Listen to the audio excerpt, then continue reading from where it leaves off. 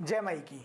जैसा कि हमने पूर्व के वीडियोस में कर्म के बारे में पढ़ा और अब हम यहाँ पर चर्चा करने वाले हैं कि आखिरकार प्रारब्ध और पुरुषार्थ में से बड़ा कौन है। ये प्रश्न हर बार निकल करके आता है कि यदि हम प्रारब्ध के वशीभूत हैं तो पुरुषार्थ का जीवन में क्या महत्व है। तो आइए चर्चा करते हैं प्रारब्ध और पुरुषार्थ में से कौन बड़ा है। समझने का प्रयास किए कि मनुष्य के जीवन में 4 प्रकार की चाहना होती है। अर्थ, धर्म, काम, मोक्ष, जिसे हम पुरुषार्थ भी कहते हैं। तो अर्थ, जिसे हम धर्म की संज्ञा दे सकते हैं, ये 2 प्रकार का होता है, एक तो स्थावर और एक जंगम। स्थावर का अर्थ है जैसे किसी का मकान जो स्थायी संपत्ति है, और जंगम वो जैसे किसी के पास पशु पक्षी है, किसी के पास कार है जो चलती फिरती उसकी धन दौलत है। धर्म जो सकाम और निष्काम हो सकता है, जप, तप, दान, यज्ञ, तीर्थ, व्रत आदि जो हम कार्य करते हैं किसी उद्देश्य को लेकर के करते हैं, किसी कामना पूर्ति को लेकर करते हैं तो वह सकाम कहलाता है, और अपने उद्धार के लिए करते हैं तो वह निष्काम कहलाता है। काम जो हमारे सांसारिक सुख भोग होते हैं, काम का अर्थ यहाँ पर केवल एक स्त्री का संसर्ग ही नहीं है, यहाँ पर केवल काम एक सेक्सुअल डिजायर ही नहीं है। काम का अर्थ यहाँ पर 8 प्रकार से लिया गया है, जिन्हें हम कह सकते हैं शब्द, स्पर्श, रूप, रस, गंध, मान, बड़ाई और आराम। इसके बाद आता है हमारा मोक्ष और मुक्ति। मनुष्य के जीवन में इन्हीं 4 प्रकार की चाहना होती है जिसे हम पुरुषार्थ की संज्ञा देते हैं। इनमें से धर्म और अर्थ ये आपस में एक दूसरे की वृद्धि करने वाले होते हैं। धर्म से अर्थ की वृद्धि होती है और अर्थ से धर्म की वृद्धि होती है। लेकिन इसी धर्म और अर्थ को व्यक्ति कामना पूर्ति, यानी कि यहाँ पर जो सकाम उद्देश्य है उसके, इस धर्म और अर्थ को अपनी कामना पूर्ति के लिए खर्च करता है, तो जो ही उसकी कामना पूर्ति होती है उसके द्वारा किया गया धर्म और उसके द्वारा कमाया गया अर्थ, ये दोनों ही नष्ट हो जाते हैं। मैं पुनः इस बात को दोहराता हूं कि धर्म और अर्थ ये दोनों आपस में एक दूसरे की वृद्धि करने वाले हैं। धर्म से अर्थ की वृद्धि होती है और अर्थ से धर्म की वृद्धि होती है। जब इस धर्म और अर्थ दोनों में से किसी एक को या दोनों को जब किसी कामना पूर्ति में लगाया जाता है तो कामना की पूर्ति होते ही यह धर्म और अर्थ समाप्त हो जाता है, इसका जो संग्रह है वो समाप्त हो जाता है। लेकिन इसी धर्म और अर्थ को जब हम परहित में लगा देते हैं तो ये हमारे लिए हमारे संचित को काटने वाला बन जाता है, हमारे प्रारब्ध को काटने वाला बन जाता है। इसीलिए शास्त्रों में भी कहा गया है कि जो कामना है वो धर्म और अर्थ को खाने वाली है, महाशन है। इसे शास्त्रों में महाशन कहा गया है। कामना धर्म और अर्थ को खा जाती है। आगे हम इसको समझने का प्रयास करें, क्योंकि हमने विषय लिया है कि पुरुषार्थ और प्रारब्ध में से कौन बड़ा।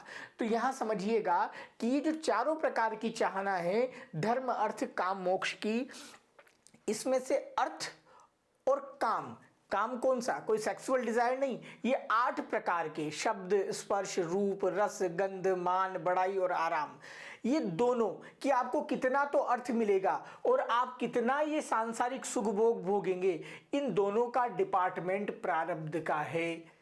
ये दोनों चीज प्रारब्ध से ही आती है। निश्चित है कि इतना ही मिलेगा और सांसारिक सुख इतना ही मिलेगा, इन दोनों का डिपार्टमेंट है प्रारब्ध का। लेकिन इसके विपरीत धर्म और मोक्ष ये दोनों पुरुषार्थ के अधीन हैं। आप जितने नए क्रियमन कर्म करके, जितना आप नए नवीन पुरुषार्थ करके अपना नया धर्म लिखना चाहें और मुक्ति में सहायक बनाना चाहें, वो किया जा सकता है। इन दोनों का डिपार्टमेंट हमारा पुरुषार्थ है। तो समझने का अर्थ यह है कि धर्म, अर्थ, काम, मोक्ष में से अर्थ और काम प्रारब्ध के अधीन है और धर्म और मोक्ष पुरुषार्थ के अधीन है। यानी कि दोनों ही पुरुषार्थ और प्रारब्ध दोनों के विभाग अलग अलग हैं और इन दोनों का ही अपनी जगह अलग अलग महत्व है। आगे इस चीज को हम समझने का प्रयास और विस्तार से करें तो प्रारब्ध का कुछ मानसिक भोग होता है। आप कुछ नहीं कर रहे फिर भी आपको किसी प्रकार की चिंता सताई जा रही है, आप कह रहे हैं ये क्या है, ये भी एक प्रकार का प्रारब्ध के द्वारा दिया गया कष्ट ही है। आप कुछ नहीं कर रहे फिर भी आप चिंता में, बाहर से आप प्रसन्न नजर आ रहे हैं लेकिन भीतर ही भीतर आप कष्ट में हैं, वो भी एक प्रकार का आपका मानसिक भोग है प्रारब्ध का। कर्मों का फल अभी मिलेगा या आगे मिलेगा, ये सब कुछ ईश्वर के अधीन है। जीव इसमें पूर्णतया परतंत्र है। केवल कुछ योगी महात्मा, योगी पुरुष, दिव्य महापुरुष ही अपनी योग शक्ति के माध्यम से ये बता सकते हैं कि किस व्यक्ति के कर्म को कब फलित होना है, अन्यथा ये सर्वथा ईश्वराधीन है, जीव इसमें सदैव परतंत्र है। अब ये समझिएगा कि संचित और प्रारब्ध का जो हेतुभूत है वो क्रियमण ही है। और क्रियमण क्या है? ये क्रियमण आपका वर्तमान ही है जो आप प्रारब्ध पुरुषार्थ कर रहे हैं। तो इसका अर्थ ये हुआ कि पुरुषार्थ के माध्यम से प्रारब्ध को बदला जा सकता है, लेकिन जो प्रारब्ध अपने फल अंश के रूप में प्रारब्ध में प्रकट हो गया वो तो भोगना ही है। लेकिन नवीन पुरुषार्थ के द्वारा, नए क्रियमण के द्वारा आप इसकी इंटेंसिटी, इसका जो प्रभाव है उसको कम कर सकते हैं। यही यहाँ पर संबंध बताने का आपको प्रयास है। आगे समझने का प्रयास कीजिएगा कि ये जो प्रारब्ध है, हमने पूर्व के वीडियोस में बताया कि प्रारब्ध केवल परिस्थिति देता है। सुख और दुख ये भीतर का विषय है, ये अंतःकरण का विषय है। केवल परिस्थिति के वशीभूत जो विवेकी पुरुष है वो अपना उस परिस्थिति से जब जब असंबंध कर लेता है तो वो न सुखी होगा न वो दुखी होगा। लेकिन अविवेकी पुरुष उस परिस्थिति से अपना संबंध बना लेगा, तो जो ही वो अविवेकी पुरुष अपना संबंध बनाएगा तो वो सुख और दुख को अनुभव करना पड़ेगा। तो प्रारब्ध तो केवल परिस्थिति प्रस्तुत कर रहे हैं, तो यहाँ पर हमें विवेकी बनकर उस परिस्थिति से अपने आप को असंबंधित कर लेना है, तो सुख और दुख का प्रभाव हमारे ऊपर नहीं पड़ने वाला।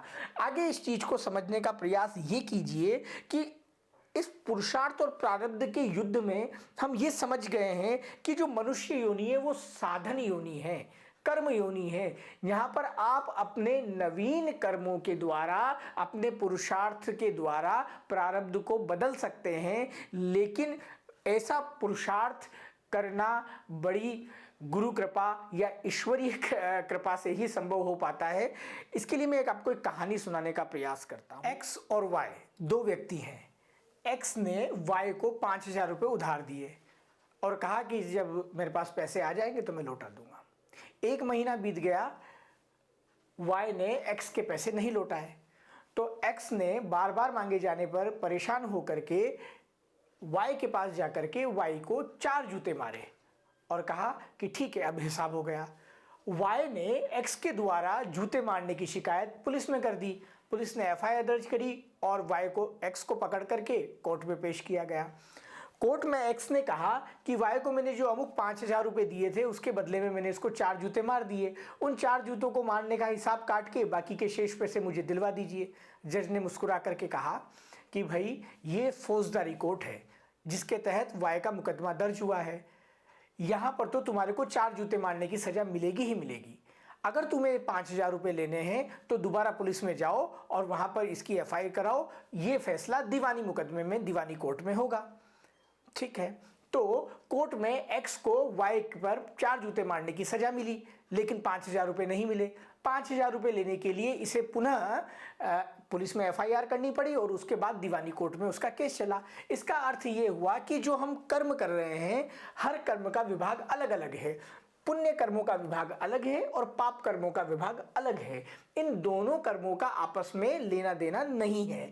तो पुण्य कर्मों को हम भगवान को अर्पण करके मुक्त हो जाते हैं, लेकिन पाप कर्म हमें भोगने ही पड़ते हैं किसी न किसी रूप में। आप इसे यूं समझिए कि जैसे किसी के पास धन है तो धन प्राप्ति होने का डिपार्टमेंट उसका अलग है और धन भोग करने का उसका डिपार्टमेंट अलग है।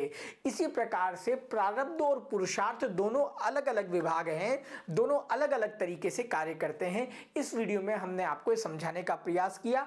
आगे हम प्रारब्ध संबंधित कुछ महत्वपूर्ण बातें करेंगे और इसी प्रकार हमारी ये सीरीज आगे बढ़ती रहेगी। धन्यवाद।